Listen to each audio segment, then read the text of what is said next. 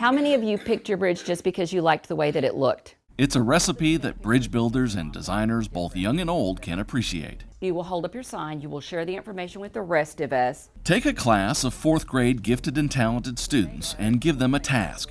The assignment was to learn more about Arkansas bridges, whatever bridges that they were interested in learning more about. Add a dash of digital imagery. We looked through the Bridge Hunter website, we looked at the AETN website, and that's how they selected the bridges. Mix in equal parts time, effort, and creative thinking. And then they went on to do research about the particulars of the bridge, the size of it, the weight, where it's located, and so forth. And then add the secret ingredient, pasta.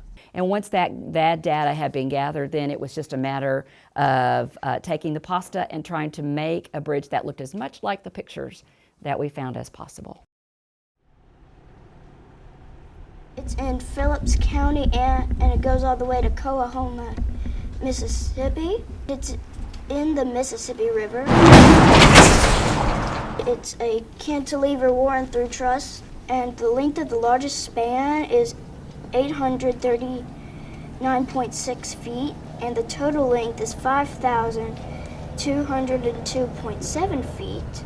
I chose it because I wanted one that was in Arkansas and Mississippi because I used to live in Mississippi. I also thought it was like really pretty, and because it had so many triangles and kind of like grooves.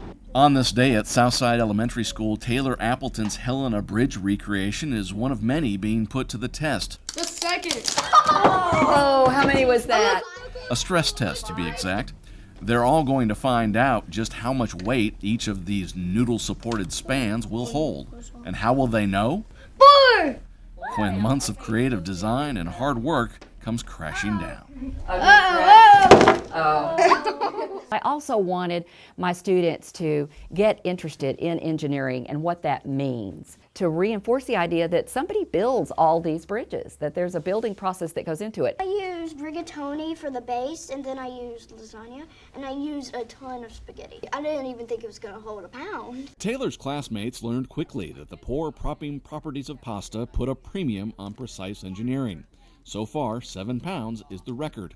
Taylor is up. Kept stacking and stacking and stacking, and it ended up to be 30 pounds, and I couldn't see in front of me because I'm kind of short for my age.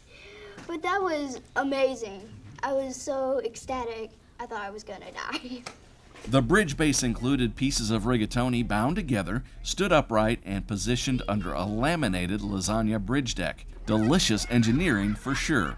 But Taylor has a simple theory for why her span supported the most weight. Well, probably the base because it was so thick, and the rigatoni, and probably all the modeling clay. There was no prize for Taylor. She and her class were quick to point out that this wasn't a competition, just a fun way to learn about bridges and what goes into building one.